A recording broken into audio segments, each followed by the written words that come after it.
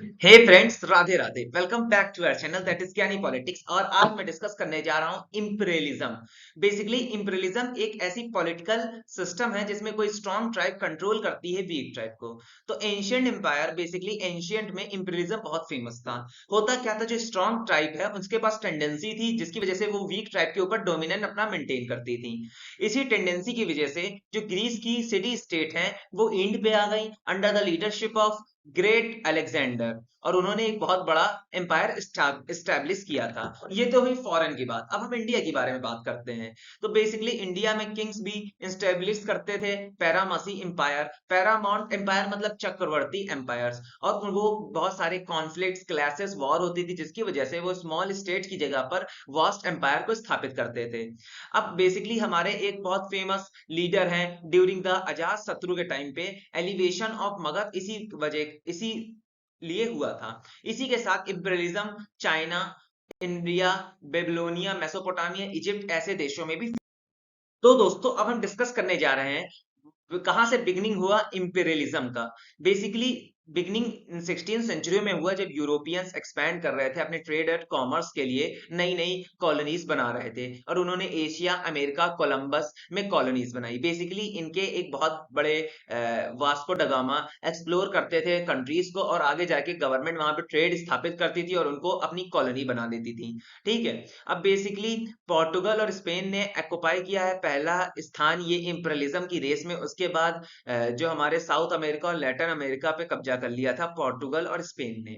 अब जो main reason रहता था किसी भी यूरोपियन कंट्री का इंपीरियलिज्म का, फर्स्ट ऑफ ऑल उनको बेटर आर्म्स मिले, एम्यूनिशन, वार टैक्टिक्स बढ़े। नेक्स्ट हमारा आता है कितने प्रकार का इंपीरियलिज्म एग्जिस्ट करता था 20th सेंचुरी में। तो जैसे कि हमारा जो सेकेंड वर्ल्ड वॉर के दौरान जो 1939 से 1945 में हुई, तो जो जापान है उन्होंने साउथ ईस्ट पार्ट का मेजर पार्ट हथिया लिया था। फिर जैसे ही 1939 के बाद सेकेंड वर्ल्ड वॉर ब्रोक हुई, देयर बहुत सारे प्रकार के इंपीरियलिज्म एग्जिस्ट करते हैं। पहला है हमारा that is subject countries. The British, देखिए सब्जेक्ट कंट्रीज में आता है बेसिकली ब्रिटिश ने अपनी कॉलोनीज बना ली थी इंडिया में, श्रीलंका में, बुर्मा में। और किस टाइम पे, during 18th and 19th century में। ठीक है। ओवरऑल इन कंट्रीज में इनका डोमिनेंस था, इन्होंने अपनी कॉलोनीज स्थापित कर ली थी। इसी प्रकार से स्पेन और पोर्टुगल ने भी अपनी सुप्रीमेसी इन लैटिन अमेरिका में स्थापित की थी। आगे चलकर इन देशों में बहुत सारे नेशनल मूवमेंट हुए और सेकेंड वर्ल्ड वॉर के बाद इनको फ्रीडम अटेंड हुआ। Second, Maltas added many colonies Africa and Junia under the British. अब देखिए बहुत सारे कॉलोनी, बहुत सारे सिटीज हैं अफ्रीका और जूनिया के जो ब्रिटिश एम्पायर के अंडर आए, और उनका administration British colonial department run करने लगा। आज आज भी कुछ कंट्रीज, कुछ कॉलोनीज आजाद हो गई हैं, लेकिन कुछ कंट्रीज, कुछ कॉलोनीज अफ्रीका और जूनिया की ऐसी भी हैं जो भी रन की जाती हैं with the help of colonial department. ठीक है। थर्ड है डोमिनेंट। आज के टाइम पे New Zealand, Canada, Australia dominant status है। लेकिन इससे पहले बात करें तो साउथ अफ्रीका के पास भी डोमिनेंट स्टेटस था। ठीक है। लेकिन आज वो एक रिपब्लिक है और कॉमनवेल्थ को भी छोड़ चुका है। आगे चलकर कनाडा, न्यूजीलैंड, ऑस्ट्रेलिया अभी भी ब्रिटिश ब्रिटिश कंट्रोल के अंडर आता है, लेकिन वो इंटरनली और एक्सटर्नली फ्री है। इसके साथ साथ वो निष्ठा अपनी मेंटेन की है ब्रिटिश क्वीन के लिए, और वो एज अ मेंबर है ये तीनों country, Canada, New Zealand, Australia, Commonwealth के। नेक्स्ट हमारी आती है प्रोटेक्टर्स। तो प्रोटेक्टर्स ऐसी कंट्रीज होती हैं जिनके पास अपने विंग्स भी हैं, अपनी पावर भी है, गवर्नमेंट भी है, लेकिन इनकी गवर्नमेंट अंडर द कंट्रोल है एनी अदर कंट्रीज के फॉर इकोनॉमिक मैटर, और फॉरेन पॉलिसी भी ये बाहरी गवर्नमेंट मतलब बाहरी कंट्रीज स्थापित करती हैं। देखिए फर्स्ट वर्ल्ड वॉर के बाद इजिप्ट में प्रोटेक्टर्स इंपीरियलिज्म स्थापित हो गया। फिफ्थ पॉइंट है mandated territories. There is a new form of imperialism take birth after First World War. देखिए फर्स्ट वर्ल्ड वॉर के बाद मैंडेटेड टेरिटरीज वाला इंपीरियलिज्म एक नया कॉन्सेप्ट आया।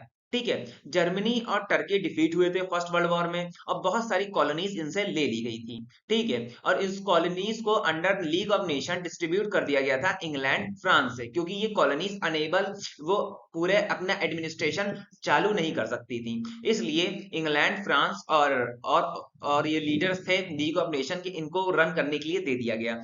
आगे चलकर आगे चलकर ये कंट्रीज फ्री हो जाती हैं। Six, lease holds. अब देखिए अपना, देखिए बेसिकली वीक कंट्रीज जो होती हैं उनके अंदर जाके जो स्ट्रॉन्ग कंट्रीज है एक लीज होल्ड कॉन्सेप्ट चलाती हैं। बेसिकली इंपीरियलिस्ट कंट्री एक्वायर करती हैं प्रोविंस को ऑन लीज। यहाँ तक चाइनास के भी कोई प्रोविंसेस लीज पे आए थे। नेक्स्ट है दैट इज कॉन्डोमिनियम।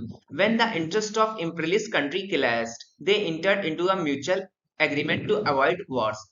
तो बेसिकली कॉन्डोमिनियम इंपीरियलिज्म एक प्रकार का इंपीरियलिज्म है जब बेसिकली जो इंपीरियलिस्ट कंट्री है उसके जो उसका जो इंटरेस्ट होता है वो खत्म हो जाता है, तो वो म्यूचुअल एग्रीमेंट्स करती हैं कंट्रीज, इंपीरियलिस्ट कंट्री और जो विक्टिम कंट्री के बीच में, एक कि अवॉइड वॉर को रोका जा सके। और ये इस प्रकार से एक कंट्रोल स्थापित करती हैं डिस्प्यूटेड टेरिटरीज में और आगे चलकर उन टेरिटरीज को डिस्ट्रीब्यूट कर देती हैं। नेक्स्ट हमारा आता है financial control. When a country is unable to repay their loans, अगर कोई कंट्री अपने लोन्स को नहीं रीपे कर पाती तो उनके कुछ कंट्री के पार्ट्स एक्वायर कर लिए जाते हैं एज एक्सचेंज ऑफ मनी। ठीक है, इस एग्जांपल को देखा गया सेकेंड वर्ल्ड वॉर में, जब चाइनाइज गवर्नमेंट को कुछ सोर्सेस चाइनाइज गवर्नमेंट ने अपने कुछ सोर्सेस हैंड ओवर किए in exchange of income. Ninth है spheres of influence. Modern times the imperialist country give economic, technical, military aid in order to increase the area of their influence. देखिए आज के time पे imperialist concept में sphere of influence बहुत चल रहा है। जो हायर जो डेवलप्ड कंट्रीज हैं वो इकोनॉमिक, टेक्निकल और मिलिट्री एड से सपोर्ट करती हैं और अपना इन्फ्लुएंस दूसरी कंट्रीज में मेंटेन करती हैं। इस पॉलिसी के तहत चाइना ने टैंक्स और इकोनॉमिक एड्स प्रोवाइड किए थे पाकिस्तान को 1964 से 1965 में, और चाइना आल्सो गिव इकोनॉमिक, और आज भी चाइना कुछ इकोनॉमिक एड देता है सर्टेन अफ्रीकन कंट्रीज को, और उसके पीछे का यही महत्व होता है कि वो उन कंट्रीज के इंपॉर्टेंट सोर्सेस, पोर्ट्स को हथिया ले। तो दोस्तों यही था मेरा video imperialism and types of imperialism after second world war, है ना। अगर आपको टॉपिक पसंद आया तो लाइक, सब्सक्राइब, शेयर कीजिएगा एंड जय श्री राधे दोस्तों।